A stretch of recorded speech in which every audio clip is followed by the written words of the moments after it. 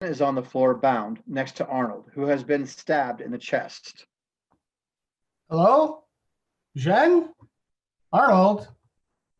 My God! Jeanne! He unties her and then inspects Arnold. He's dead. Who did this? What happened? Scene 2. The Lynx. Giraud is crawling on the ground near the shed, looking for clues. Now the storage cabinet lies open and a body lies on its back on the ground. It has been stabbed in the heart, an aeroplane wire dagger sticking out of his heart. He wears a nice suit. Raggedy clothes and tools are inside the cabinet. Hastings enters. Giraud looks up at him. Ah, it's the English. Let's see what you can make of this affair. I'm expecting the doctor any minute, although we hardly need him. There's no doubt what the man died of. He was stabbed to the heart, and death must have been pretty well instantaneous. When was it done? Last night? Hardly. I don't lay down the law on medical evidence, but the man's been dead well over 12 hours. When do you say you last saw that dagger? About 10 o'clock yesterday morning. Then I should be inclined to fix the crime as being done not long after that. But people were passing and repassing around this shed continually. You progress to a marvel. Who told you he was killed around here? Well, I assumed it. Oh, what a fine detective. Look at him. He was found, upright inside this cabinet. You think he stood himself inside and simply permitted himself to be stabbed? He was dragged here after he was dead. I believe I found a faint outline of 2 tracks that show as much, but I'm sure one of the 2 was a woman, my young friend. A woman? Yes, the print of the woman's shoe are unmistakable, blurred as they are. But come here and look at the body. Hastings bends down and examines the body. Look at his hands. Hastings does. The nails are discolored and ill-kept. He looks up at Giraud. Those are not the hands of a gentleman. On the contrary, his clothes are those of a well-to-do man. It is curious, is it not? Very curious. And none of his clothing is marked or labeled. What do we learn from that? This man was trying to pass himself off as other than he was. Why? Did he fear something? Was he trying to escape by disguising himself? As we yet do not know, but one thing we do know. He was as anxious to conceal his identity as we are to discover it. As before, there are no fingerprints on the handle of the dagger. The murderer again wore gloves. You think, then, that the murderer was the same in both cases? Never mind what I think. We shall see. Bex. Bex enters. Monsieur. Why is Madame Renaud not here? I sent for her a quarter of an hour ago. She is coming up the path now, monsieur, and let's on with her. Good. Bex exits and then re-enters with Madame Renaud and Jacques. Giraud comes forward and bows curtly. This way, madame. He leads Madame Renaud to the body. Jacques follows them, looking on. Here is the man. Do you know him?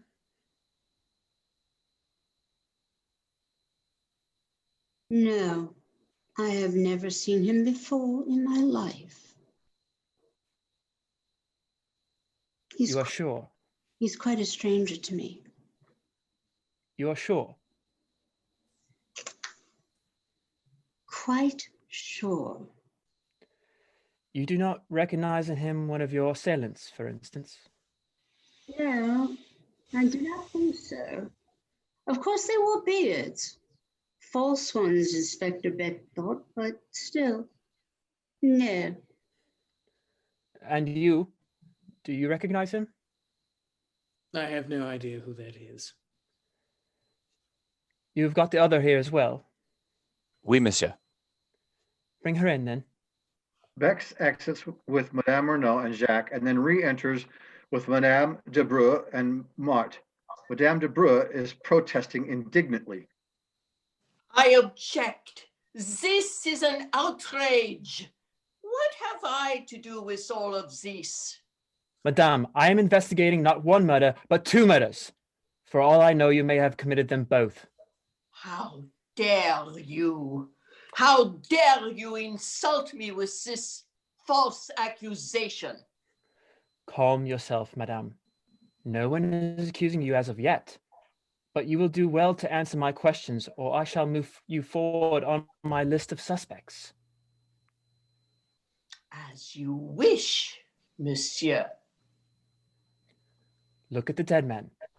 Have you ever seen him before?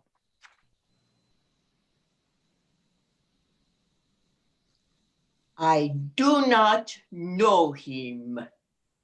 Girard dismisses her with a nod. Madame de Breu and Martha exit with Bex. You're letting her go? Is that wise? I do not need teaching my business. She is under surveillance. Girard begins looking through the cabinet. He throws the ragged clothes out dismissively and inspects every tool very closely. Dr. Durand enters with Bex. Where is his body? It is over here. Dr. Durand kneels down and begins inspecting the body. Frowning, Girard looks down at the body as well. Should you say that was a Spanish face? No, I would put him down as a Frenchman, most decidedly. Same here. So no one can identify him. Could it be one of the assassins? A pretty little problem, is it not? But I shall solve it. Poirot enters. Hastings sees him and walks over to him. Poirot cannot see the body. Ah, they told me you're out there. Out here, mon cher ami, I have succeeded to a marvel in Paris. He looks around Hastings and sees Girard. The brave Girard has made an arrest. My dear Poirot, never mind all that. There has been another murder. What is it that you say? Another murder? And then I am all wrong. I have failed. You did not expect it then? Not the least in the world. It demolishes my theory. It ruins everything. No. It is impossible. I cannot be wrong. The facts, taken methodically and in their proper order, admit of only one explanation. I must be right. I am right. But then... Wait, my friend. I must be right. Therefore, this new murder is impossible unless, oh wait, I implore you, say no word. The victim is a man of middle age. His body was found in a locked cabinet near the scene of the crime and has been dead at least 48 hours. And it was most probable that we stabbed in a similar manner to Monsieur Renauld, though not necessarily in the back. Poirot, you're pulling my leg. You've heard all about it already. Would I do such a thing? But how on earth could you know all that? I was right then, but I knew it. The little gray cells, my friend, the little gray cells. They told me thus, and in no other way could there have been a second death. I'm afraid you've got part of it wrong. Oh? You say he was killed 2 days ago. That would be impossible, given that the dagger was only stolen yesterday morning.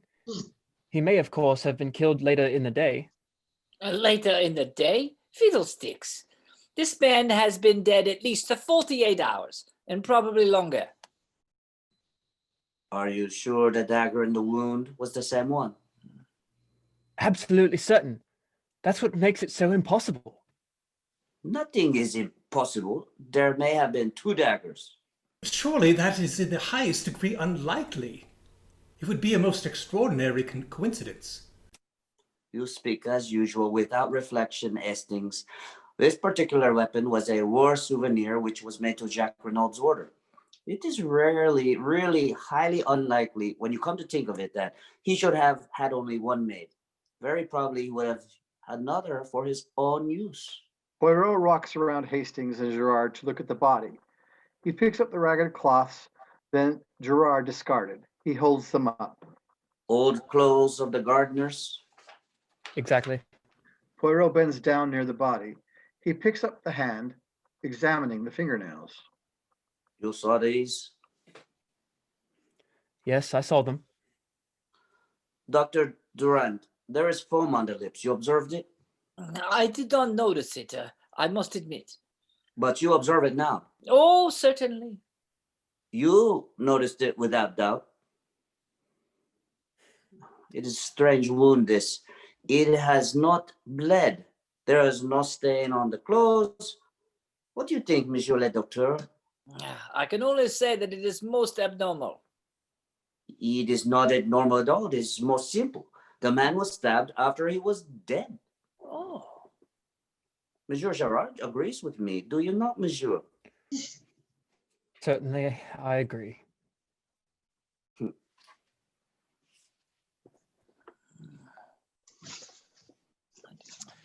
What an idea. To stab a man after he is dead. Barbaric. Must be some unappeasable hate, perhaps. No, Monsieur. I should fancy it was done quite cold-bloodedly to create an impression. What impression? The impression it nearly did create. How then was the man killed? He was not killed. He died. He died, if I am not much mistaken, of an epileptic fit. Well, Monsieur le Docteur? Oh, Monsieur Poirot, I am inclined to believe that you are correct in your assertion. I was misled to begin with. The incontrovertible fact that the man had been stabbed distracted my attention from any other indications. Bravo, Mr. Poirot. It is nothing. Girard exits, upset. I will be back in the house if you need my assistance further. Dr. Durand exits. Monsieur Bex. Oui. Could you send out Monsieur Jacques Renauld? I wish to speak to him. Also, if Marthe is around, I would also like to speak with her afterwards. Of course. Bex exits. I inquired at the train station when I returned about anyone who might have taken the midnight train on the night of the murder. Did anyone of note leave? No, but someone arrived on the 11:40 train. Jacques Renauld. What? But he said he was in Giraud. You mean he was here in Merlinville on the night of the crime? Well, that does explain Martha's anxiety. You don't think... No, it would be too horrible. Jacques enters. I regret infinitely to derange you, but you will perhaps understand that the atmosphere of the Villa is not too congenial to me. Monsieur Gerard and I do not see eye to eye about everything. His politeness to me has not been striking, and you will comprehend that I do not intend any little discoveries I may make to benefit him in any way. Exactly, Monsieur Poirot. That fellow Giraud is an ill-conditioned brute, and I'd be delighted to see someone score at his expense. Then may I ask a little favor of you? Certainly. I will ask you to go to the railway station and take a train to the next station along the line, Abilac. Ask there at the cloak room whether two foreigners deposited their valise there on the night of the murder. It is a small station, and they are almost certain to remember. Will you do this? Of course I will. There is a train in a quarter of an hour, and I will ask you not to return to the Villa, as I have no wish for Gerard to get an inkling of your errand. Very well, I will go straight to the station. Jacques exits. One moment, Monsieur Renauld. There is one little matter that puzzles me. Why did you mention to Monsieur Bex that you were in Merlinville on the night of the crime? You have made a mistake. I was in Cherbourg. Then it is a singular mistake that I have made there, for it is shared by the station staff. And if I did, I suppose you do not mean to accuse me of participating in my father's murder? I should like an explanation of the reason that brought you here. That is simple enough. I came to see my fiancée, Marthe de Brou. I was on the eve of a long voyage, uncertain as to when I should return. I wished to see her before I went, to assure her of my unchanging devotion. And did you see her? Yes. Very well, you may go. Hurry off to the station. Jack exits. Poirot watches him go. All is well. I believe he has taken the bait. He will go to Abilac and will inquire for the mystical valise left by the mythical foreigners. You wanted him out of the way. Your penetration is amazing, Hastings. Poirot sees Marthe enter. Now, on to the mademoiselle. Marthe approaches Poirot. Thank you for giving us this little word with you, mademoiselle. Certainly, Monsieur Poirot.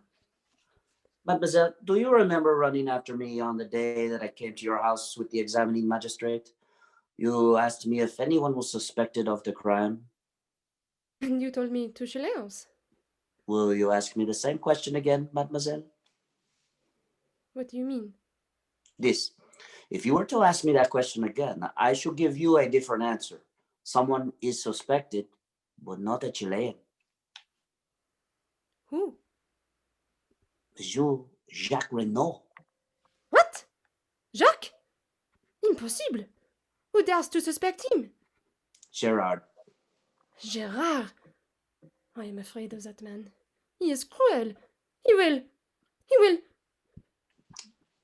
You know, of course, that he was here on the night of the murder. Oui, he told me. It was unwise to have tried to conceal the fact. Oui, but we cannot waste time on regrets. We must find something to save him. He is innocent, of course, but Gerard, he will arrest someone, and that someone will be Jacques. The facts will tell against him. Do you realize that? I am not a child, monsieur. I can be brave and look facts in the face. He is innocent, and we must save him. Mademoiselle, is there not something that you are keeping back that you could tell us? Oui, there is something, but it seems so absurd. At any rate, tell us, mademoiselle. When I came with Maman to look at the body, I did not recognize it. But since I have been thinking... Well? It seems so queer, and yet I am almost sure. I will tell you. On the morning of the day Monsieur Renauld was murdered, I was walking in the garden here when I heard the sound of men's voices quarreling. I pushed aside the bushes and looked through. One of the men was Monsieur Renauld, and the other was a tramp, a dreadful-looking creature in filthy rags. He was alternately whining and threatening. I gathered he was asking for money, but at that moment, Maman called me in from the house and I had to go. That is all, only I am almost sure that the tramp and the dead man in the shed are one and the same. Why did you not say so at the time, mademoiselle? Because at first it only struck me that the face was vaguely familiar in some way. The man was differently dressed and apparently belonged to a superior station in life. But tell me, Monsieur Poirot, is it not possible that this tramp might have attacked and killed Monsieur Renauld and taken his clothes and money? It is an idea, mademoiselle. It leaves a lot unexplained, but it is certainly an idea. I would think of it. Poirot nods. Martha exits. What do you really think? Was that story true, or did the girl make it up in order to divert suspicion from her lover? It is a curious tale, but I believe it to be the absolute truth.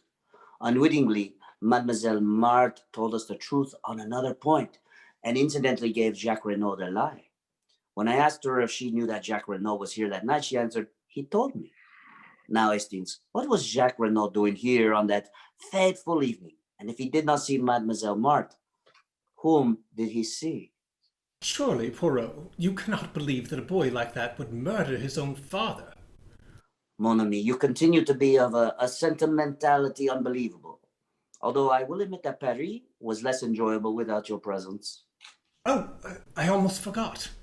You must tell me something of your mysterious journey to Paris. Willingly, my friend. I went to Paris to find this. Poirot takes a small faded newspaper cutting out of his pocket. He hands it to Hastings. You recognize it, my friend? Madame d'Abreu. Not quite correct, my friend. She did not call herself by that name in those days. That is a picture of the notorious Jean Baroldi. Baroldi? I can almost remember the name. Perhaps you are too young to remember the murder trial that had evoked such worldwide interest, the Baroldi case. Scene 3.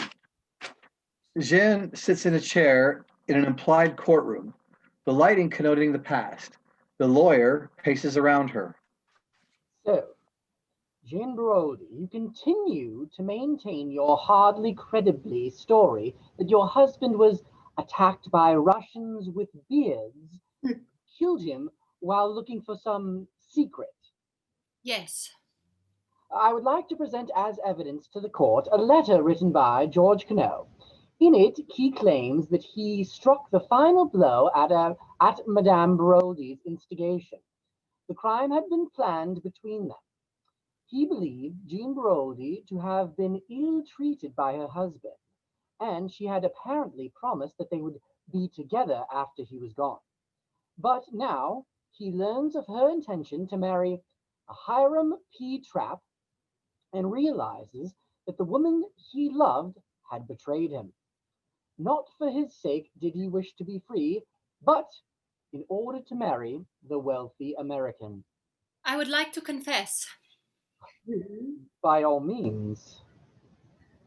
The Russians were indeed a pure invention on my part, but the real murderer was Georges Cano. He committed the crime alone and then threatened me. He was maddened by passion. Think of my honor as a woman.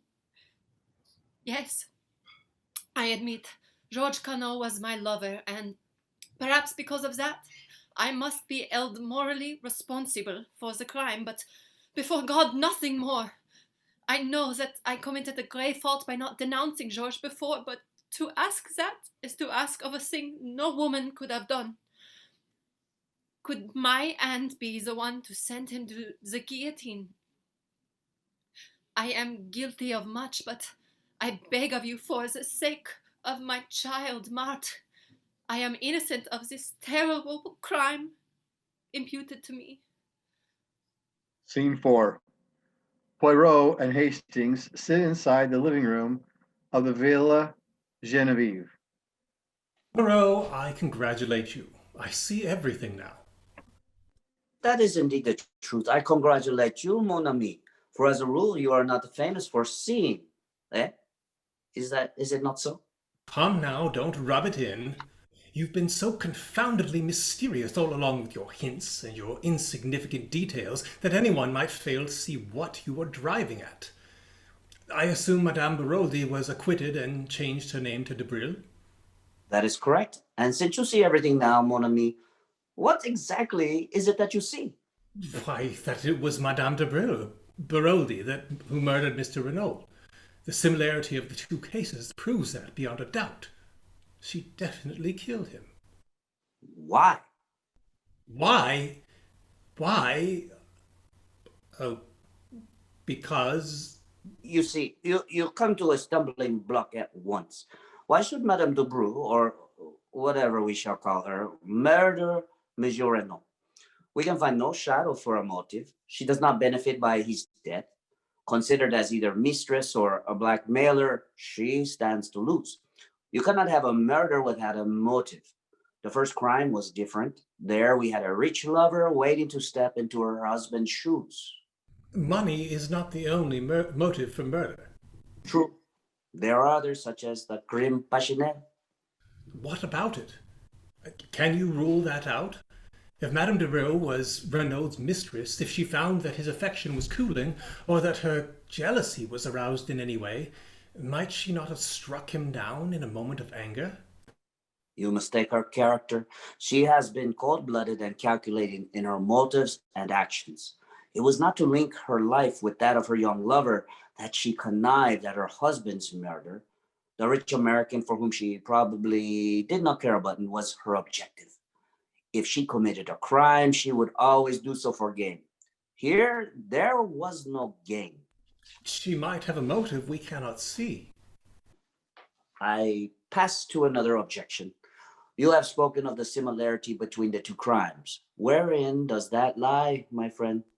Why, Poirot, it was you who remarked on that. The story of the masked men, the secret, the binding of the wife. Do not be so indignant, I beg of you. I repudiate nothing. The similarity of the two stories links the two cases together inevitably. But reflect now on something very curious.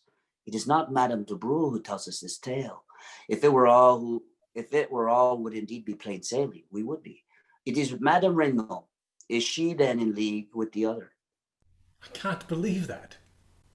Whether mistress or blackmailer, neither allows for them to be in league with each other. Therefore, that possibility eliminated, we draw very near to the truth, which is, as always, very curious and interesting. My friend, in many ways, I have been an imbecile.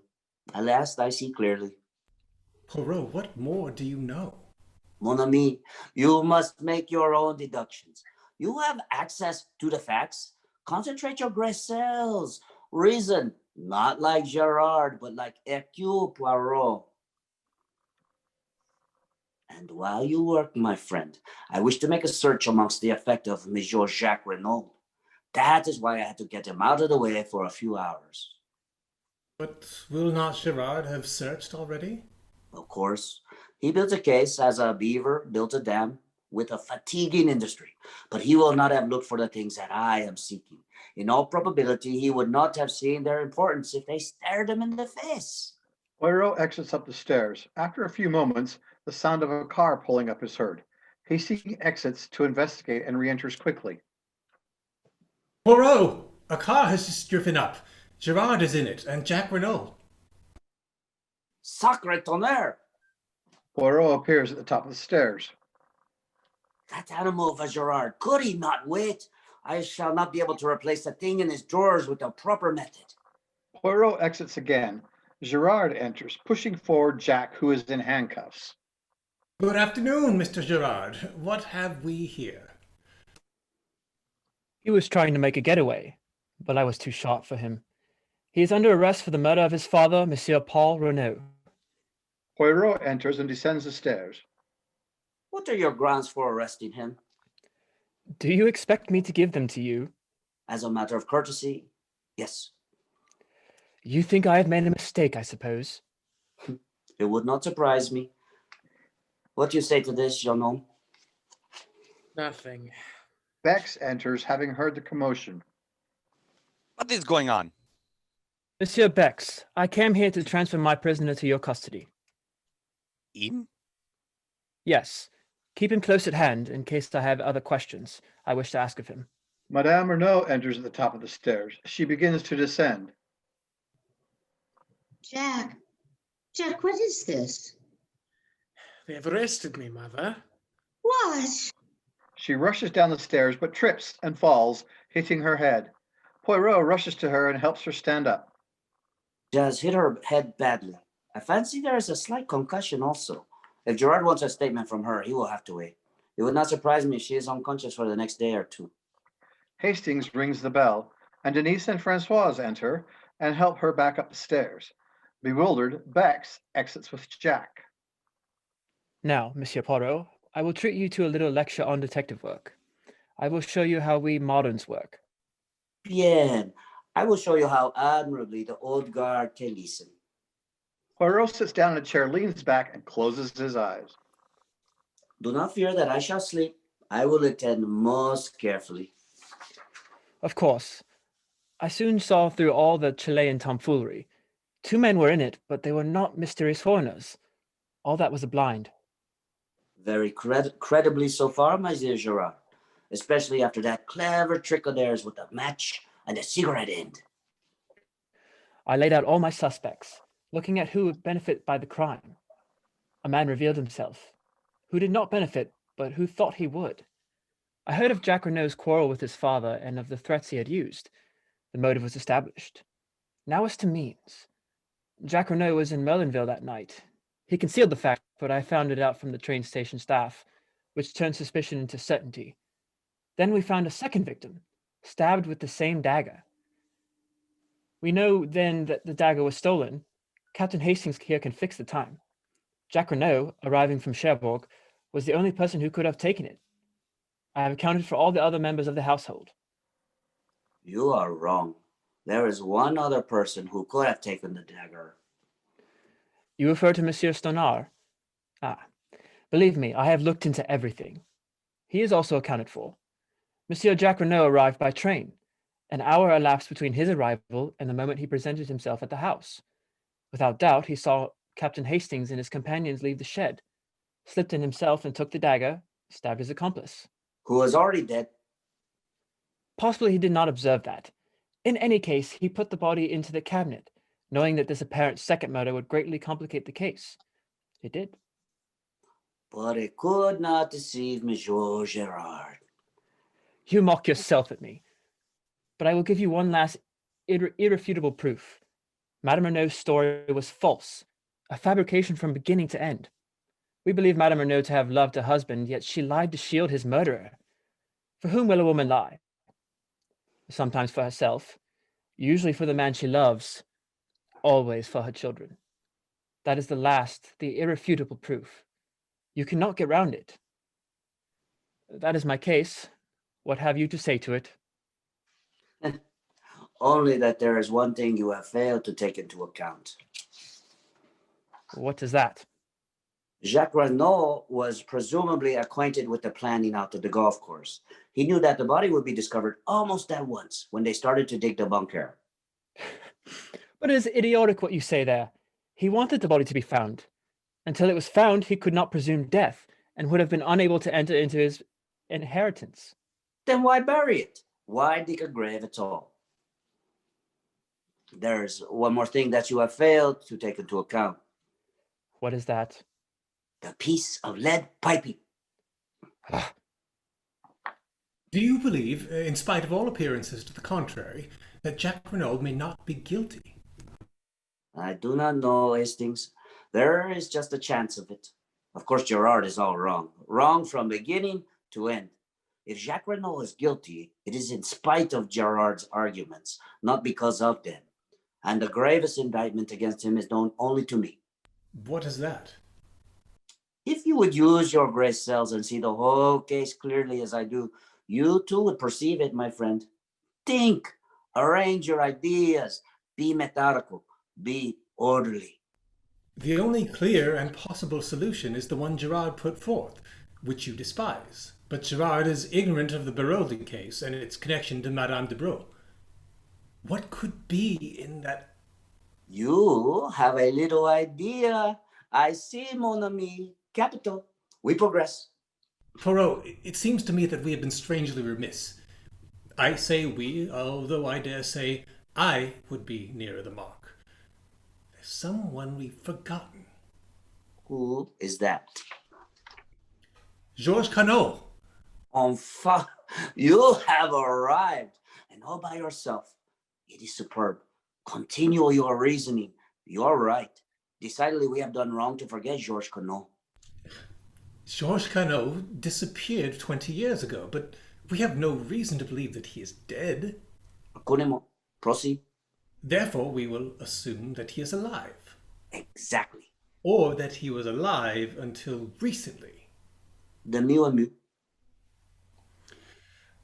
We will presume that he has fallen on evil days. He's become a criminal, a tramp. He chances to come to Merlinville. There he finds the woman he has never ceased to love. The sentimentality. At any rate, he finds her there, living under an assumed name, but she has a new lover, the Englishman, Renaud. Georges Canot, the memory of old wrongs rising in him, quarrels with this Renaud. He lies in wait for him as he comes to visit his mistress and stabs him in the back. Then, terrified by what he has done, he starts to dig a grave. I imagine it likely that Madame de Breau comes out to look for her lover.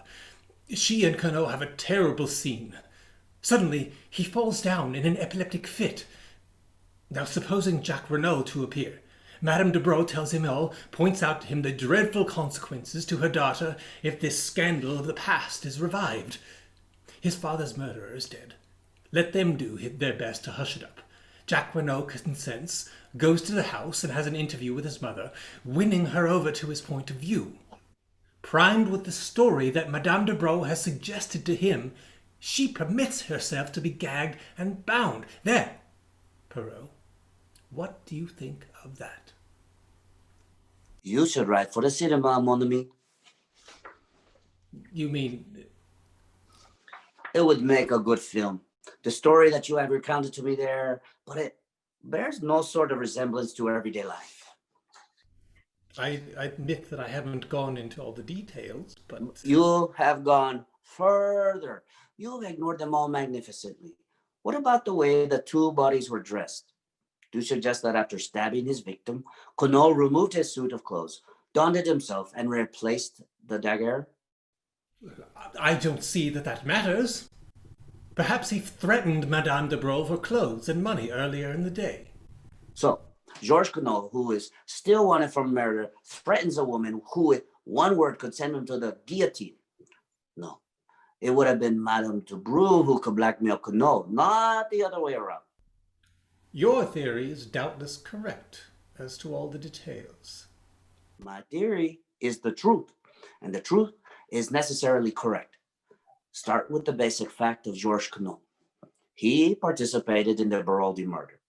According to Madame Baroldi, she made up the story of the Russians to protect her lover. But suppose she's lying. Suppose that it is as Georges Queneau said, that they connived at the crime together. Who then came up with the plan? Georges Queneau, of course. The story had its origin in the brain of Georges Queneau, with Madame de Broglie as his accomplice. So, since this crime looks similar, we can conclude that the same brain is behind it, this time with Madame Renauld as the accomplice. Now, let us go carefully over the Renauld case from the beginning in chronological order. What happened first? Monsieur Renauld quarrels with his son over his wish to marry Marthe de Broglie. The next day, Monsieur Renauld alters his will, leaving the entire control of his fortune in his wife's hands. He also sends the letter off to you. 2 weeks later, on the day of the murder, there is the quarrel with the tramp. Monsieur Renauld sends the telegram to Jack, telling him to go to Santiago. The gardener, Auguste, is sent on a holiday. The visit of a lady that evening. As he's seeing her out, his words are, "Yes, yes, but for God's sake, go now." There, Hastings, take each of those facts one by one, consider them fully by themselves and relation to the whole, and see if you do not get new light on the matter. The question seems to be at first whether we adopt the theory of blackmail or of an infatuation with this woman. Blackmail, decidedly. You heard what Stonar said about his character and habits? Mrs. Renauld did not confirm his view. We have already seen that Madame Renaud's testimony cannot be relied upon in any way. Still, if Renauld had an affair with a woman named Bella, there seems no inherent improbability in him having another with Madame de Broglie. None whatever. I grant you, Hastings. But did he? The letter, Poirot. You forgot the letter. No, I do not forget. But what makes you think the letter was written to Monsieur Renauld? Why, it was found in his pocket, and... And that is all. There was no mention of any name to show whom the letter was addressed. We assumed it was to the dead man because it was in the pocket of his overcoat. Now, mon ami, something about that overcoat struck me as unusual. I measured it and made the remark that he wore his overcoat very long. That remark should have given you to think. I thought you were just saying it for the sake of saying something. Ah, quelle idée. Later, you observed me measuring the overcoat of Monsieur Jacques Renauld. Monsieur Jacques Renauld wears his overcoat very short. Put those two facts together with a third, namely that Monsieur Jacques Renauld flung out of the house in a hurry on his departure to Fort Paris. And tell me what you make of it. I see. The letter was written to Jacques Renauld, and not his father. He caught up the wrong overcoat in his haste and agitation. Precisement. The next event, then, is the changing of the will. What exact motive underlay this procedure of Monsieur Renauld? Anger against his son, of course. Yet, he wrote him affectionate letters in Paris. Let us pass from that for now. Next, we come to the day of the tragedy. Mademoiselle Marthe tells us the tramp came early in the day. After that, he sends away the gardener and telegrams for his son to go to Santiago. Why?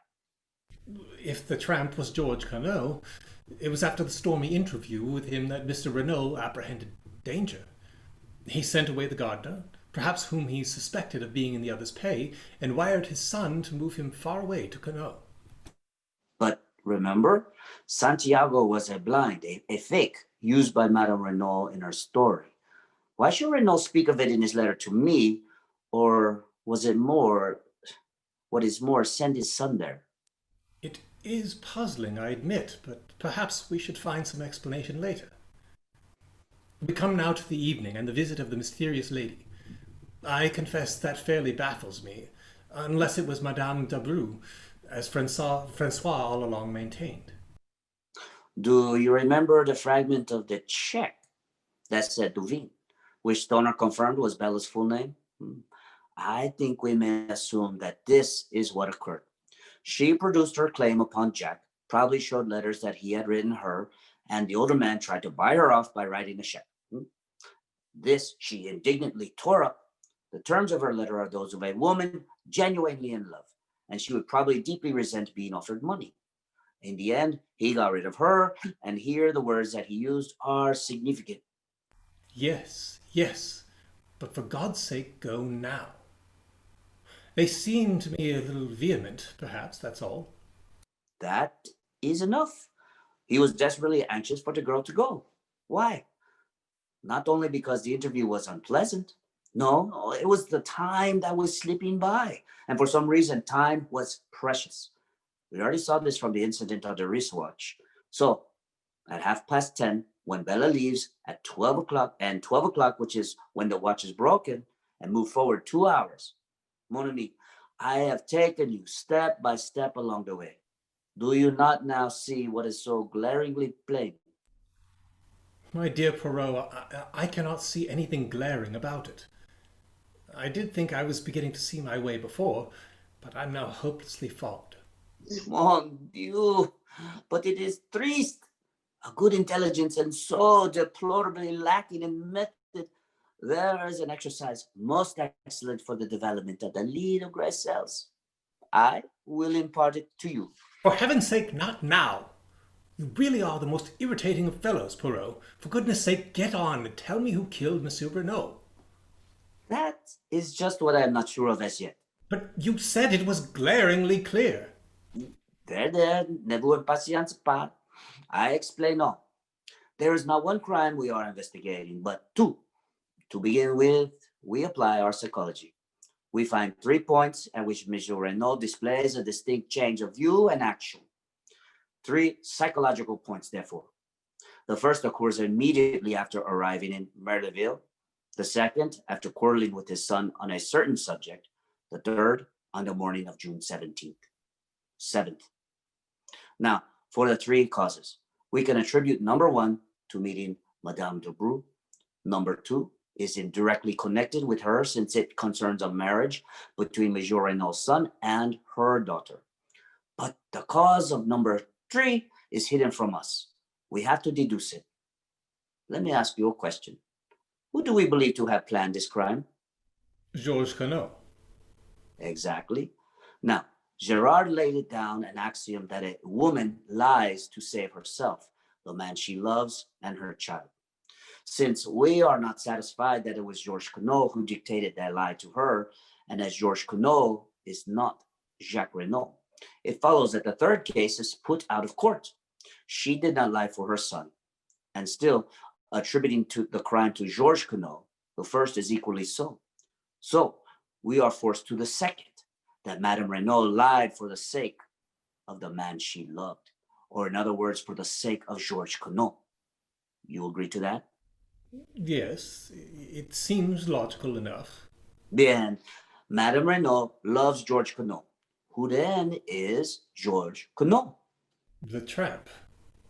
Have we any evidence to show that Madame Renaud loved the tramp? No, but...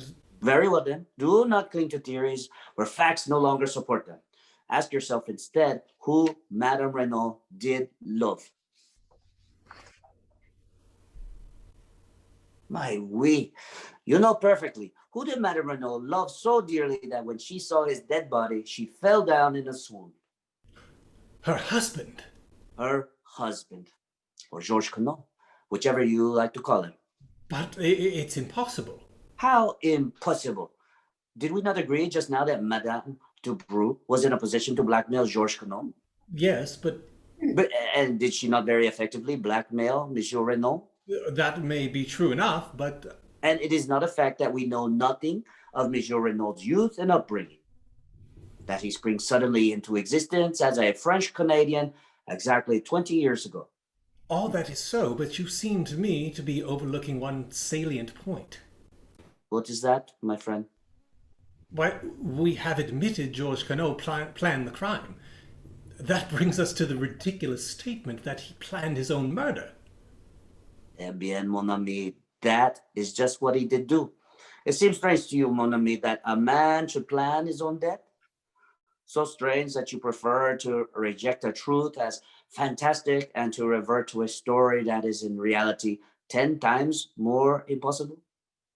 Yes, Monsieur Renaud planned his own death, but there is one detail that perhaps escapes you. He did not intend to die. Let us reconstruct. Scene events this time from a different angle. Georges Queneau flies from justice to Canada. There, under an assumed name, he marries and finally acquires a vast fortune in South America. 20 years have elapsed. He is considerably changed in appearance. He deems it quite safe to return. He takes up his headquarters in England, but intends to spend the summers in France. And ill fortune, that obscure justice which shapes men's ends and will not allow them to evade the consequences of their acts, takes him to Merleville. There, in the whole of France, is the one person who is capable of recognizing him. It is, of course, a gold mine to Madame de Brou, and a gold mine of which she is not slow to take advantage. He is helpless, absolutely in her power, and she bleeds him heavily. And then the inevitable happens. Jacques Renaud falls in love with the beautiful girl he sees almost daily and wishes to marry her. That rouses his father. At all costs, he will prevent his son marrying the daughter of this evil woman. Jacques Renaud knows nothing of his father's past, but Madame Renaud knows everything. She is a woman of great force of character and passionately devoted to her husband. They take counsel together. Renaud sees only one way to escape: death. He must appear to die, in reality escaping to another country where he will start again under an assumed name, and where Madame Renaud, having played the widow's part for a while, can join him. It is essential that she should have control of the money, so he alters the will. How they meant to manage the body business originally, I do not know. Possibly an art student's skeleton and a fire or something of the kind. But long before their plans have matured, an event occurs which plays into their hands. A rough tramp, violent and abusive, finds his way into the garden. There is a struggle. Monsieur Renaud seeks to eject him, and suddenly the tramp, an epileptic, as we know the event had occurred, an epileptic falls down in a fit. He is dead. Monsieur Renaud calls his wife. Together they drag him into the cabinet, as we know the event had occurred just outside. And they realize the marvelous opportunity that had been vouchsafed them. The man bears no resemblance to Monsieur Renaud, but he is middle-aged, of a usual French type. That is sufficient. Their plan was quickly made. The identification must rest solely on Madame Renaud's evidence. Jacques Renaud and the gardener, who had been with his master for over a year, must be got out of the way. It was unlikely that the French women servants would go near the body, and in any case, Renaud intended to take measures to deceive anyone not likely to appreciate details. Auguste was sent off, a telegram dispatched to Jacques. Santiago being selected to deceive us. Having heard of me as a rather obscure elderly detective, he wrote his appeal for help, knowing that when I arrived, the production of the letter would have a profound effect on the examining officer, which of course it did. They dressed the body of the tramp in a suit of Monsieur Renaud's and left his ragged coat and trousers by the door of the cabinet, not daring to take them into the house. And then, to give credence to the tale Madame Renaud was to tell, they drove the aeroplane dagger through his heart. That night, Monsieur Renaud will first bind and gag his wife, and then, taking a spade, will dig a grave in the particular spot of ground where he knows how do you call it, bunker, is to be made. It is essential that the body should be found. Madame de Brou must have no suspicions. On the other hand, if a little time elapses, any dangers as to identity will be greatly lessened. Then Monsieur Renauld will don the tramp's rags and shuffle off to the station, where he will leave unnoticed by the 12:10 train. Since the crime will be supposed to have taken place 2 hours later, no suspicion can possibly attach to him. You see now his annoyance at the opportune visit of the girl Bella. Every moment of delay is fatal to his plans. He gets rid of her as soon as he can. However, then, to work. He leaves the front door slightly ajar to create the impression that the assassins left that way. He binds and gags Madame Renauld, correcting his mistake of 22 years ago, when the looseness of the bonds caused suspicion to fall upon his accomplice, but leaving her primed with essentially the same story as he had invented before, proving the unconscious recoil of the mind against originality. The night is chilly, and he slips on an overcoat over his underclothing, intending to cast it into the grave with the dead man. He goes out by the window, smoothing over the flower bed carefully, and thereby furnishing the most positive evidence against himself. He goes out onto the lonely golf links, and he digs, and then... Yes? And then the justice that he has so long eluded overtakes him. An unknown hand stabs him in the back. Now, Hastings, you understand what I mean when I talk of two crimes. The first crime, the crime that Monsieur Renauld in his arrogance asked us to investigate, is solved. But behind it lies a deeper riddle. And to solve that will be difficult, since the criminal, in his wisdom, has been content to avail himself of the devices prepared by Monsieur Renauld. It has been a particularly perplexing and baffling mystery to solve. A young hand like Giraud, who does not place any reliance on the psychology, is almost certain to fail. You're marvelous, Poirot. Absolutely marvelous. Ah, then you no longer despise poor old Papa Poirot? You shift your allegiance back from the human foxhound? You scored over him handsomely. Without doubt, when Madame Renauld recovers, she will speak. The possibility of her son being accused of the murder never occurred to her. How should it, when she believed him safely at sea on board the Anzora? Ah, voilà une femme, Hastings. What force, what self-command. She only made one slip. On his unexpected return, it does not matter now. And no one noticed. No one realized the significance of those words. What a terrible part she had to play, poor woman. Imagine the shock when she goes to identify the body, and instead of what she expects, sees the actual lifeless form of her husband, and that she believed miles away by now. No wonder she fainted. But since then, despite her grief and her despair, how resolutely she has played her part, and how the anguish of it must wring her. She cannot say a word to set us on the track of the real murderers. For her son's sake, no one must know that Paul Renauld was Georges Quenouille, the criminal. Final and most bitter blow. She has admitted publicly that Madame de Brou was her husband's mistress, for a hint of blackmail might be fatal to her secret. How cleverly she dealt with the examining officer when he asked her if there was any mystery in her husband's past life. Nothing so romantic, I am sure. It was perfect. The indulgent tone, the soupçon of sad mockery. At once, Monsieur Bex felt himself foolish and melodramatic. Yes, she is a great woman. If she loved a criminal, she loved him royally. One thing more, Poirot. What about the piece of lead piping? You do not see? To disfigure the victim's face so that it would be unrecognizable. It was that which first set me on the right track. Did I not tell you that a clue of 2 feet long was quite as good as a clue of 2 inches? Well, Giraud will sing small now. As I said before, will he? If he has arrived at the right person by the wrong method, I doubt he will mind. But surely... You see, Hastings, we must now start again. Who killed Monsieur Renauld? Someone who was near the villa just before 12 o'clock that night. Someone who could benefit by his death. The description fits Jacques Renauld only too well. The crime need not have been premeditated. And then, the dagger. Of course. The second dagger we found in the tramp was Mrs. Renaud's. There were two then. Certainly, if not more. Since they were duplicates, it stands to reason that Jacques Renauld was the owner. But that would not trouble me so much. In fact, I have a little idea as to that.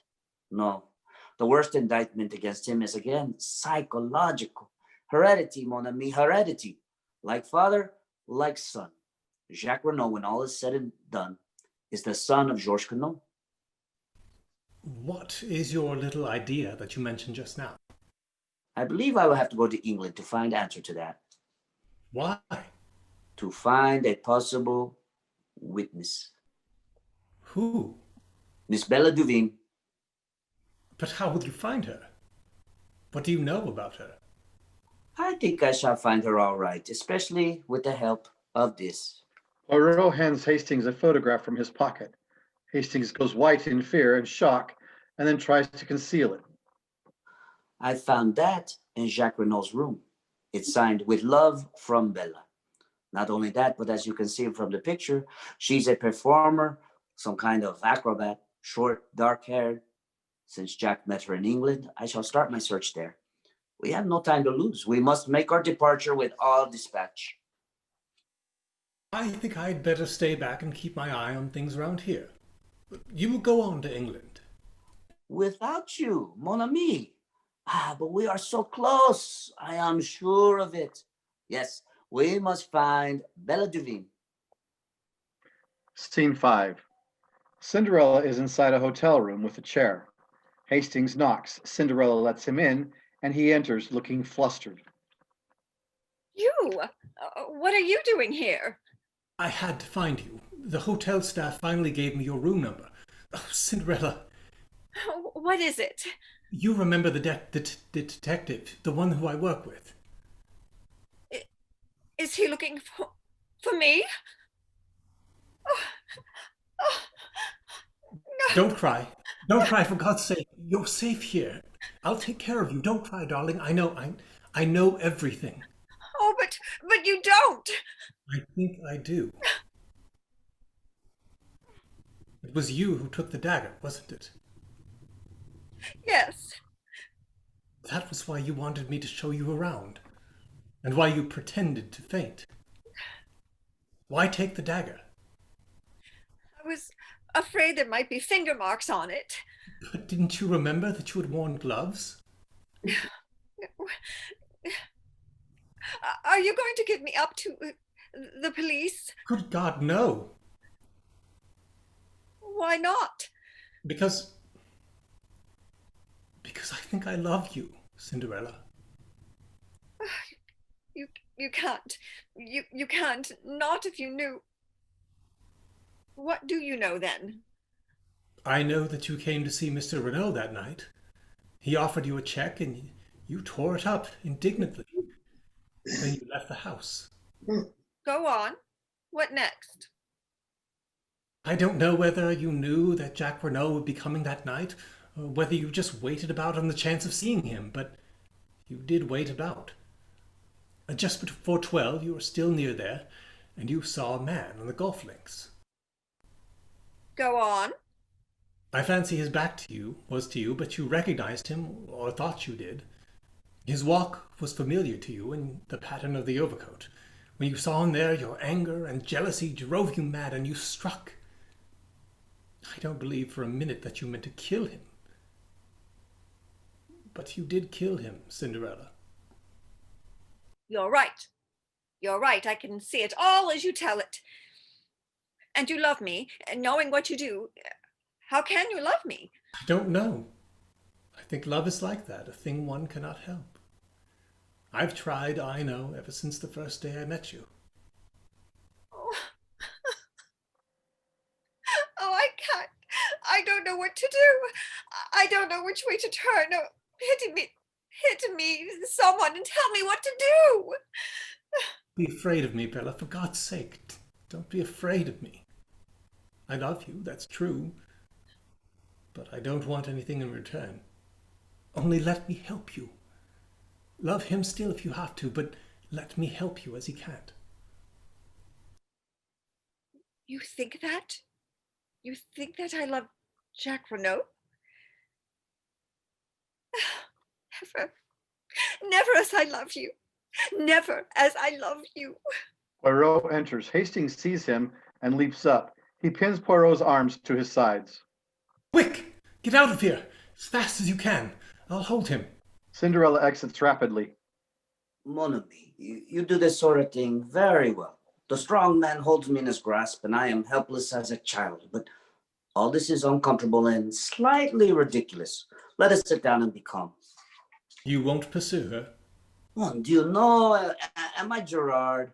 Release me, my friend. It is that you have the strength of a bull when you are aroused, Hastings. Eh bien. And do you think you have behaved well to your old friend? I show you the girl's photograph. You recognize it, but you never say a word. There was no need of you if you knew that I recognized it. Tata, you did not know that I knew that. And tonight you helped the girl to escape when we have found there was so much trouble. Eh bien, it comes to this. Are you going to work with me or against me, Hastings? Poirot, I'm sorry. I admit I behaved badly to you over this. But sometimes one has no choice. And in future, I'll take my own line. I understand. It is that, my friend, is it not? It is love that has come, not as you imagined it, but sadly, with bleeding feet. But already it was too late. But tell me, how much do you know? Nothing that you could tell me would be any surprise to me, Poirot.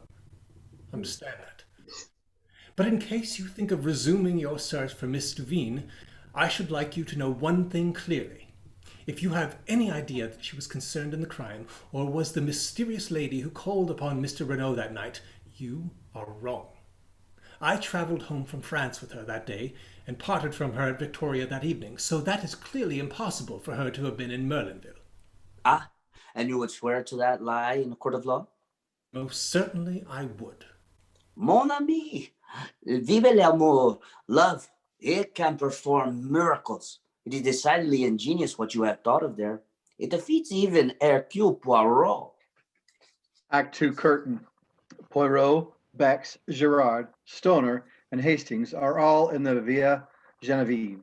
Hastings stands across the room from Poirot. I was told that you had returned to England, Monsieur Poirot. I'm glad to find that it is not the case. It is true that I planned to go there. A side issue, but one that I fancied might repay investigation. You were right to give it up then. The end of the case is not far off now, I fancy. I agree with you, Monsieur Girard. Of all the milk and water criminals, not an idea of defending himself? It is extraordinary. So extraordinary that it gives one to think, does it not? I like the young man and should be sorry to believe him guilty of such a hideous crime. I cannot understand him. He seems incapable of putting up any sort of defense. It has been most difficult to get him to answer questions. He contents himself with a general denial, and beyond that takes refuge in most obstinate silence. My sympathy for Madame Renaud is profound. How is Madame Renaud? She has not yet recovered consciousness. It is merciful in a way, poor woman. She is being spared much. The doctor said that there is no danger, but that when she comes to herself, she must be kept as quiet as possible. It was, I understand, quite as much the shock as the fall which caused their present state. It would be terrible if her brain became unhinged. But I should not worry at all. No, really not at all. No mother should have to see her son labeled guilty. But surely Jack is innocent. I know it. But you have no evidence that you can share to demonstrate that fact. I'm glad, Monsieur Poirot, that you're satisfied of young Renaud's guilt at last. Pardon, but I am not in the least satisfied. Jacques Renaud is innocent. You finally cracked. Monsieur Gerard, Throughout the case, your manner to me has been deliberately insulting. You need teaching a lesson. I am prepared to wager you 500 francs that I find the murderer of Monsieur Renauld before you do. Is it agreed? Come now. Is it agreed? I have no wish to take your money from you. Make your mind easy. You will not. Oh, well then, I agree. You speak of my manner being insulting, but once or twice your manner has annoyed me. I am enchanted to hear it. Well, good day, Monsieur Poirot. Come along, Bex. I believe that we are finally done with this cursed house. Giraud exits. Bex follows. Stoner sighs. What are you doing here, Monsieur Stoner? One must stand by one's friends, especially when they are unjustly accused. Then you do not believe that Jacques Renauld committed the crime? Certainly, I don't. I know the lad. I admit that there have been one or two things in this business that have staggered me completely, but nonetheless, in spite of his fool way of taking it, I'll never believe that Jacques Renauld is a murderer. I have no doubt that many people feel as you do. There's really absurdly little evidence against him. I should say that there was no doubt of his acquittal, no doubt whatsoever. I'd give a lot to think as you do. What's your opinion, monsieur? I think that things look very black against him. You said that you did not believe him guilty. I do not, but I think he will find it hard to prove his innocence. He's behaving so damned queerly. Of course, I realize that there's a lot more in this affair than meets the eye. Giraud's not wise to that because he's an outsider, but the whole thing has been damned odd. As to that, least said, soonest mended. If Miss Renauld wants to hush anything up, I'll take my cue from her. It's her show, and I have too much respect for her judgment to shove my oar in, but I can't get behind this attitude of Jack's. Anyone would think he wanted to be thought guilty. But it's absurd. For one thing, the dagger... We know that the dagger could not have been in Jacques Renaud's possession that evening. Mrs. Renauld knows that. True. When she recovers, she will doubtless say all this and more. Well, I must be leaving you. One moment. Can you arrange for word to be sent to me at once should Madame Renauld recover consciousness? Certainly. That's easily done. I think I'd like to go out for a stroll myself. If it is information you seek, you need not be at pains of deranging yourself. I can tell you all you wish to know. The Duveen sisters have abandoned the hotel. No one knows where they have gone. Is that really so, Poirot? You can take it from me, Hastings. I made inquiries first thing this morning.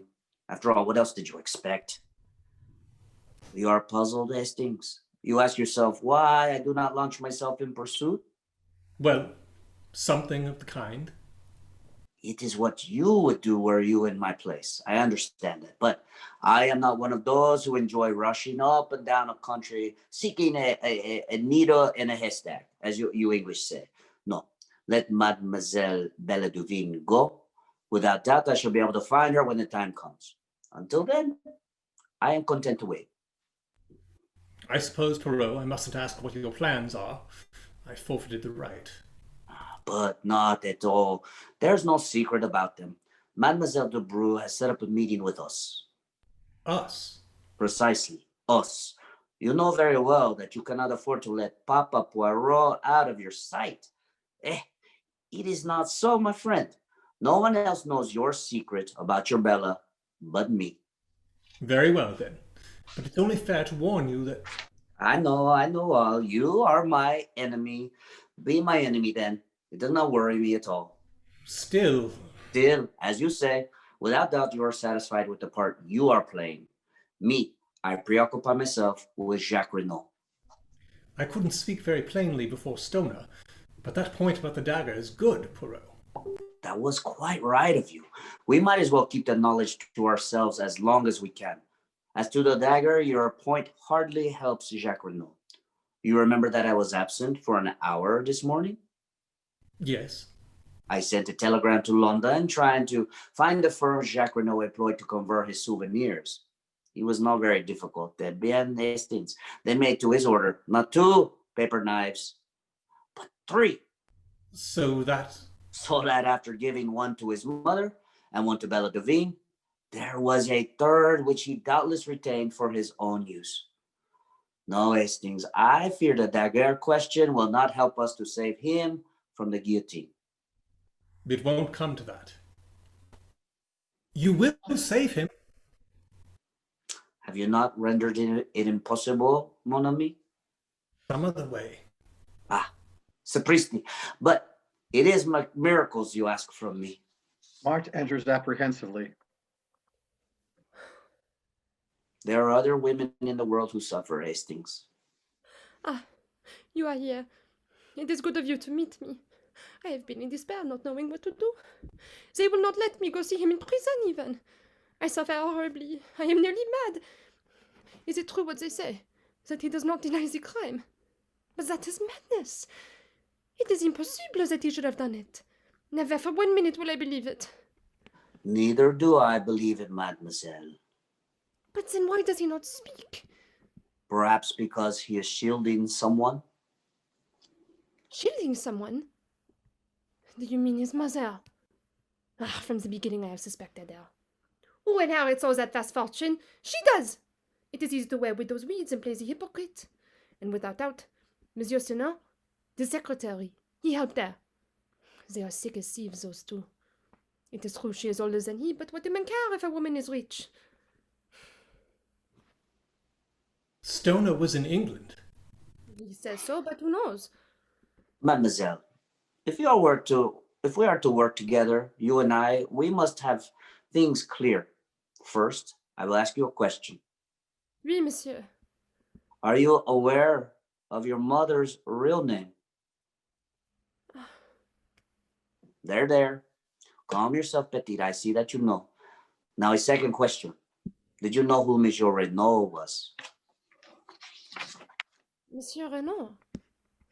I see you do not know that. He was a man from your mother's past, Georges Queneau. Him? But you are wonderful. Magnificent. How did you figure that out? Do not worry yourself over that. Save him, monsieur. I love him so. Oh, save him. Save him. Bella enters the room, followed by Francoise. Poirot and Hastings look at Bella. There is a lady who says, At last, I think we have met Bella Devine. Cinder. I am not her. My name is Bella Devine. Then Cinderella is not. You must be the man she told me about. Dulcie, you call her Cinderella, is my twin sister. Why have you come? As soon as I saw the news in the paper that Jacques Renaud has been arrested, it was all up for me. I could not let him die for something I did. I love him. I always will. I wish to give myself up for the murder of Mr. Renaud. Scene 2. Jacques, Poirot, Hastings, and Stoner are all at Villa Genevieve. Poirot shakes Jacques' hand. Congratulations, Monsieur Jacques. I went through it to protect her. Now it's all of no use. You can hardly expect the girl to accept the price of your life. She was bound to come forward when she saw you heading straight for the guillotine. And ma foi, and you were heading for it too. But my God, what's going to happen about Bella? If I were you, I should not distress myself unduly. The French courts are very lenient to youth and beauty and the crime passionnel. A clever lawyer will make out a great case of extenuating circumstances. It will not be pleasant for you. I don't care about that. You see, Monsieur Poirot, in a way I do feel guilty about my father's murder, but For me, and my entanglement with this girl, he would still be alive today. And then my cursed carelessness in taking away the wrong overcoat, I can't help but feel responsible for his death. It will haunt me forever. No, no. Of course, it's horrible to me to think that Bella killed my father, but I treated her shamefully. After I met Mart, I ought to have written and told her so honestly, but I was so terrified of a row and of it coming to Mart's ears, and her thinking, well, I was a coward. And I went on hoping the thing would die down on itself. If she really knifed me as she meant to, I should have got no more than my just deserts. The way she's come forward now is downright plucky. I'd have stood the racket, up to the end. What gets me is why my father should be wandering about in underclothes and my overcoat at that time of the night. I suppose he'd just given the foreign Johnnies the slip, or it wasn't all a frame-up, was it? I mean, my mother couldn't think that it was me. No, Monsieur Jacques, have no fears on that score. As for the rest, I would have your mother explain it to you one of these days. It is rather curious, but you will recount to us exactly what did occur on that terrible evening. There's very little to tell. I came from Cherbourg to see Mart before going to the other end of the world. The train was late, and I decided to take a shortcut across the golf links. I could easily get into the ground of the Villa Marguerite from there. They border it, right around in the shed. And I had nearly reached the place when I heard a terrible cry. It wasn't loud, sort of choke and gasp, but it frightened me. And for a moment I stood rooted to the spot, and then I came around the corner of a bush, and there was moonlight. I saw the grave and a figure lying face downward with a dagger in the back, and then I looked up and saw her. She was looking at me as though she saw a ghost. It's what she must have thought me at first. All expression seemed frozen out of her face by horror, and then she gave a cry and turned and ran. And afterwards? I don't really know. And then I realized I'd better get away as fast as I could. It didn't occur to me that they would suspect me, but I was afraid of being called upon to give evidence against her. I walked to Saint Beauvais and got a car from there back to Cherbourg. Denise enters from the top of the stairs and descends. Madame Renauld has regained consciousness. Ah, that is excellent. I must speak with her. How would it be if you stayed here to break the news to my mother that I am free? Well, you break it in person to Mademoiselle Marthe. But yes, by all means, I was about to propose such an arrangement myself. Jack exits. I'll go up and see if Madame needs anything. Give her this note and ask her she will see me. Poirot takes the note out of his pocket and hands it to Stoner. Stoner nods and exits up the stairs. Denise follows him. Poirot, did you know all the time that it was the other Duveen? Yes, my friend. Why did you not tell me? You were rather high-handed in your methods at the hotel, mon ami. You did not give me a chance. But afterwards? Afterwards. Well, to begin with, I was hurt at your want of faith in me. And then I wanted to see whether your feelings would stand the test of time. In fact, whether it was love or a flash in the pan with you, I should not have left you long in your error. She sent me a letter, you know. Hastings hands Poirot a letter from his pocket. Poirot reads it. She apologized for lying to me. She was frightened that night at the hotel for her twin. She made out that I would try to save her, but she didn't know whether I'd be willing to save her sister, too. Her sister had been acting so suspiciously after she came back from Merlinville.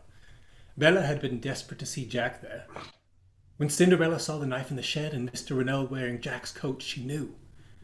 That's why she stole the knife. Threw it in the ocean, in fact. She has signed Dulce Duveen. What is it that worries you, Hastings? She doesn't say, well, whether she cares for me or not. I think you are mistaken, Hastings. Where? Hastings looks at the letter in Poirot's hand.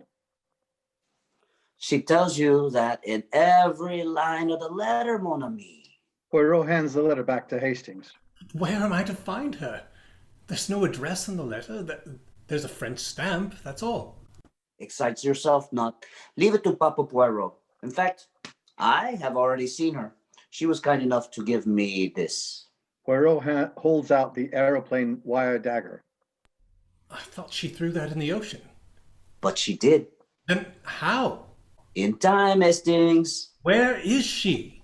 I will tell you, but first, we still have some business here. Do you remember how we arrived here that first day? And we were met by news of Monsieur Renaud's murder? Then the beginning, now the end. And considered as a case, the end is profoundly unsatisfactory. Yes, indeed. You are regarding it in a sentimentality standpoint, Hastings. We will hope that Mademoiselle Bella will be dealt with leniently, and after all, Jacques Renaud cannot marry both the girls. I spoke from a professional standpoint. This is not a crime well-ordered and regular, such as a detective delights in. The mise-en-scène designed by Georges Queneau, that indeed is perfect, but the denouement? No. A man killed by accident in a girl's fit of anger. Indeed, what order or method is there in that? Stoner enters at the top of the stairs. Madame Renaud will see you now. Poirot exits up the stairs. Stoner descends. Hastings rereads the letter. After a few seconds, Jack and Mart enter. We must go and see my mother. Monsieur Poirot is up with her now. Poirot re-enters at the top of the stairs. Jacques and Marc Debrou, it is better that you not be here. Your mother is very upset. I know, but Mart and I... In any case, do not take Mademoiselle with you. Go up if you must, but it would be wise to be guided by me. Madame Renaud enters and speaks from the top of the stairs. Be a good officers, Monsieur Poirot, but I will make my own wishes clear. Madame Renaud descends the stairs, helped by a reluctant Denise. Madame will kill herself. It is contrary to the doctor's orders. Mother. I am no mother of yours. You are no son of mine. From this day and hour, I renounce you. Mother! Your father's blood is on your head. You are morally guilty of his death. You thwarted and defied him over this girl, and by your heartless treatment of another girl, you brought about his death. Go out from my house. Tomorrow I intend to take such steps as shall make it certain that you shall never touch a penny of his money. Make your way in the world as best you can with the help of the girl who is the daughter of your father's bitterest enemy. With the help of Denise, Madame Renaud ascends the stairs and exits. Everyone watches her shocked. Jacques sways and nearly falls. Poirot and Stoner stabilize him. He is overdone. Where can we take him?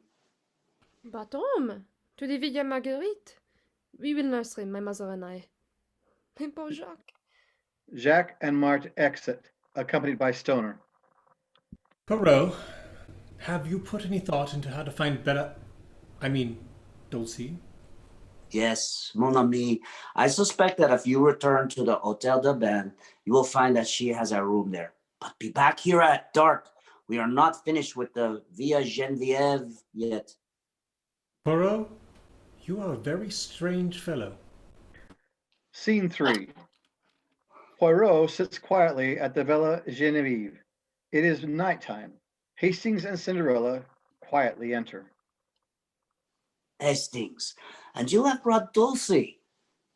You should probably leave for the night. Hastings here and I have work to do. You shall see him tomorrow. What are you doing?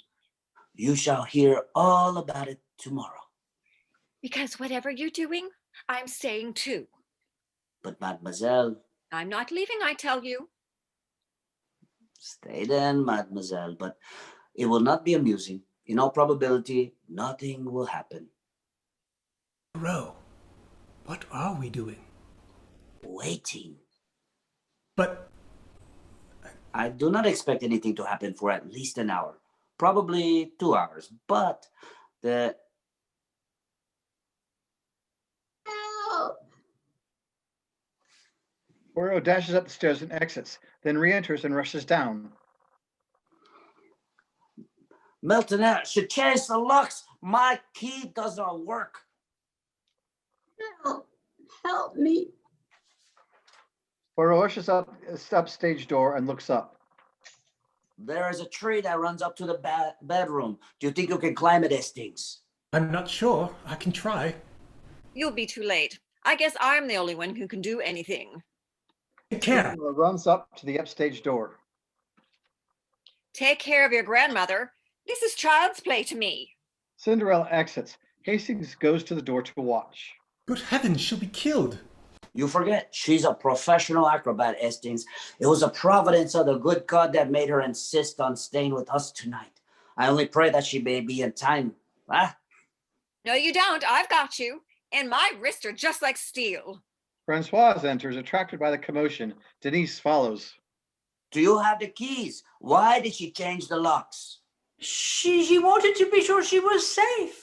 Then why was I not told? You are an old woman, completely imbecile, and Denise is no better. You are double idiots. But quickly, unlock her door and maybe we are in time. Francoise rushes upstairs and exits, followed by Poirot and Hastings.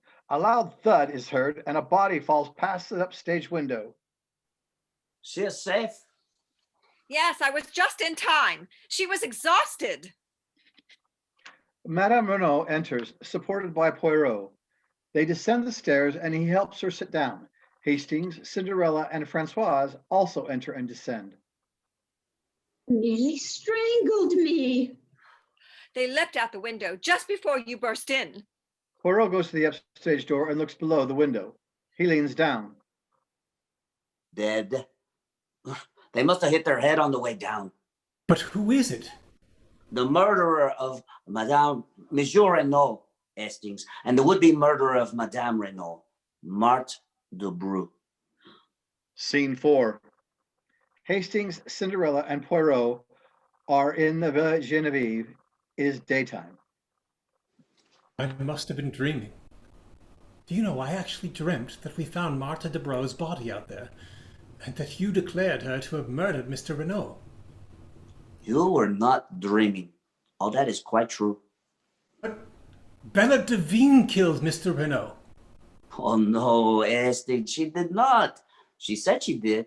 Yes, but that was to save the man she loved from the guillotine. Oh, Bella, she would, you know.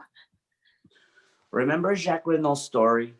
They both arrived on the scene at the same instant, and each took the other to be the perpetrator of the crime. The girl stares at him in horror and then with a cry rushes away. But when she hears that the crime had been brought home to him, she cannot bear it and comes forward to accuse herself and save him from certain death. All along, I was strongly under the impression that we were dealing with a cold-blooded and premeditated crime committed by someone who had been contented very cleverly with using Monsieur Renaud's own plans for throwing the police off the track.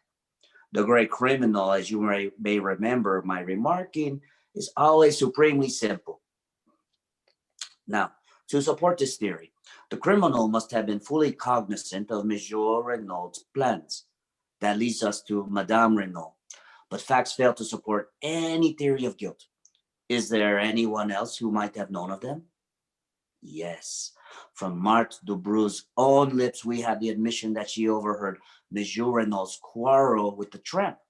If she could overhear that, there's no reason why she should not have heard everything else as Monsieur and Madame Renauld plotted the entire event from that bench. But what possible motive could Marthe have for murdering Mr. Renauld? What motive? Money. Monsieur Renauld was a millionaire several times over, and at his death, or so she and Jack believed, half that vast fortune would pass to his son. If she were to marry him, all that would be hers. Does that remind you of anyone, mon ami? Madame Baroli. Exactly. She is her mother's daughter. Monsieur Renauld stands inexorably in the way of her marriage to Jacques. Now, I doubt whether she was really very sure of her hold over the boy's affections. I doubt if his heart was ever seriously engaged. So far, we have looked upon Bella Devine as a siren and Marthe Dubrou as the girl he really loved. But I think that if we reverse the terms, we should come nearer to the truth. Marthe Dubrou was very beautiful. She set herself to fascinate Jack, and she succeeded. But remember his curious reluctance to break with the other girl, and see how he was willing to go to the guillotine rather than implicate her? Marthe had dazzled and captivated him, but separated from her, as his father could so easily manage to do, she might lose him. But with Monsieur Renauld dead and Jacques the heir to half his millions, the marriage can take place at once. And at a stroke, she will attain wealth, not the beggarly thousands that have been extracted from him by her mother so far. And her clever brain takes in the simplicity of the thing. It is all so easy. Monsieur Renauld is planning all the circumstances of his death. She has only to step in at the right moment and turn the farce into a grim reality. And here comes the second point, which led me infallibly to Marthe Dubrou. The dagger. Jacques Renauld had 3 souvenirs made. One he gave to his mother, one to Bella Devine. Was it not highly probable that he had not given the third one to Marthe Dubrou? What about Bella? Of course, when I learned of the existence of the other girl, Bella Devine, I realized that it was quite possible that she might have killed Monsieur Renauld. The solution did not commend itself to me because, as I pointed out to you, Hastings, an expert such as I am likes to meet a foe worthy of his steel. Still, one must take crimes as one finds them, not as one would like them to be. When she actually came forward and confessed to the murder, it seemed that all was over. And yet, I was not satisfied, mon ami, not satisfied. You recall the dagger that I showed you yesterday? Oh, the one I gave you? Yes, the original dagger was stolen by Dulcie Devine here and thrown into the sea, since, as she thought, it had belonged to her sister. But if by any chance it was not her sister's, but the one given by Jacques to Marthe Dubrou, why then Bella Devine's dagger would be still intact.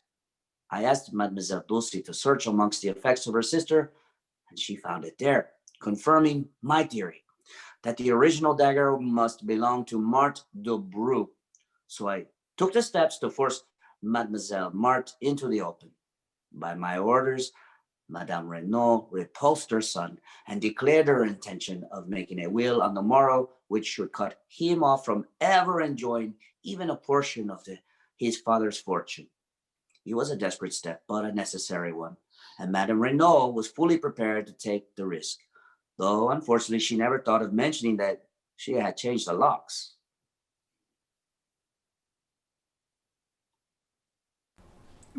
When did you first begin to suspect Marthe Dubrou, Poirot?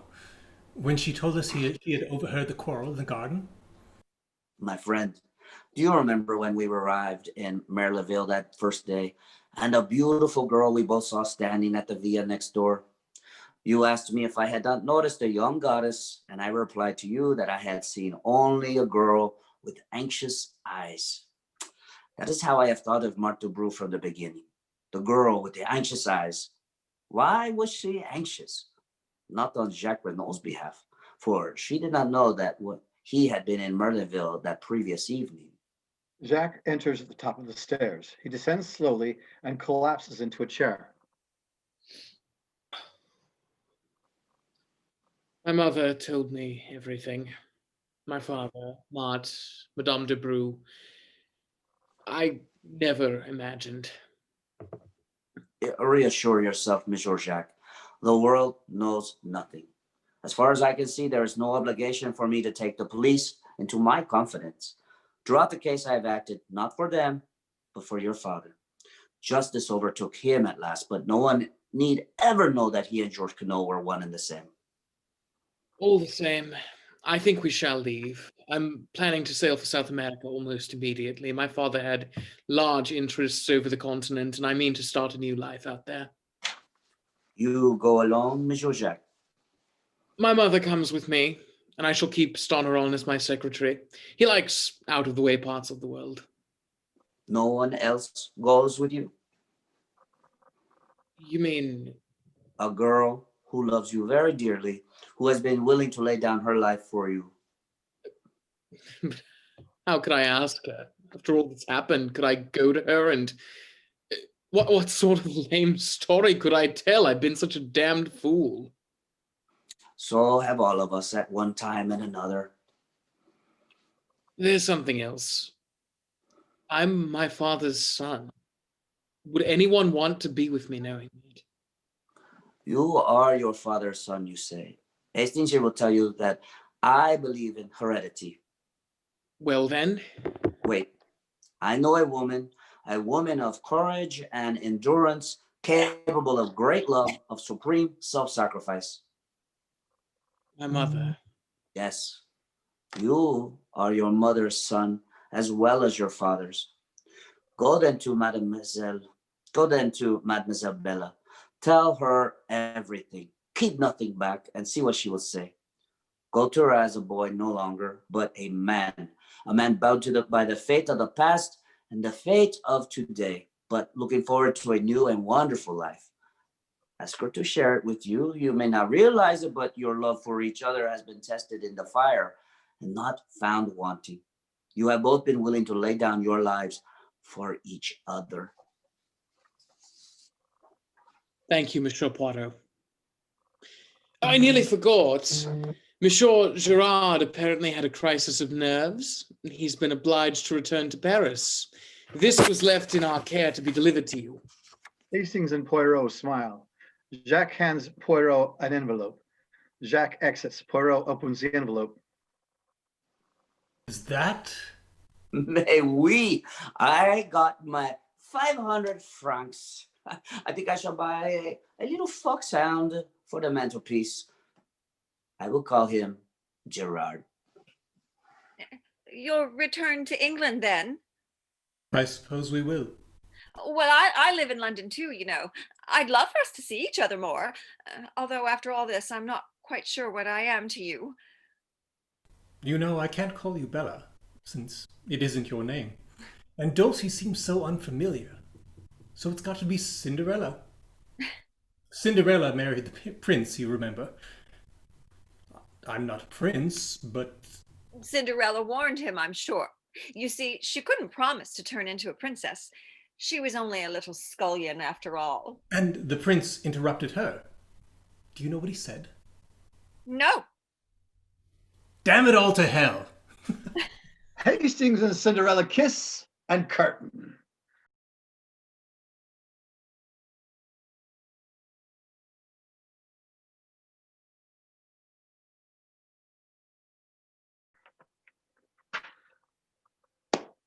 All right, I want to thank you all for doing such an amazing job. I am still in the dark, and I was able to put a light on doing the narration and get it done, and I appreciate you all being very patient with me through that, and for all of you who stayed on even though you didn't have to, I appreciate that as well.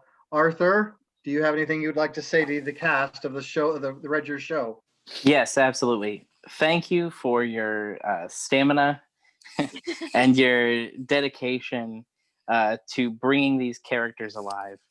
I wrote this because I wanted to see Agatha Christie's work come alive, and you have made that dream a reality. So thank you so much. All of you were excellent. I appreciate the time and the effort that you put in to create something beautiful and wonderful. If you ever want to work with me again, I am more than happy to do so. You guys were excellent. Thank you. I really appreciate that, and I'm sure the cast does as well, Arthur. Thank you. Yes. Excuse me. AJ will be posting this up for Friday's performance. Is that correct, AJ? Yes, I think I'll get the first part 1 done by Friday, and then I'll try to get part 2 done shortly afterwards. I figure it's a lot to ask for everybody to sit through it. The whole piece, so I'll do it in 2 pieces. Yes, we managed to do it in 3.5 hours. Yes, it's a Love it. testament to bladder control. Loves those long shows. We had a little break. So I want to thank you all. My much love to you. I'm going to bed, and I will take care of talk to yourself, you all Scott. soon. Yeah. Feel better, Scott. Good night. Thank you all. Night, Night. everyone. Thank you so much. Good night, everyone.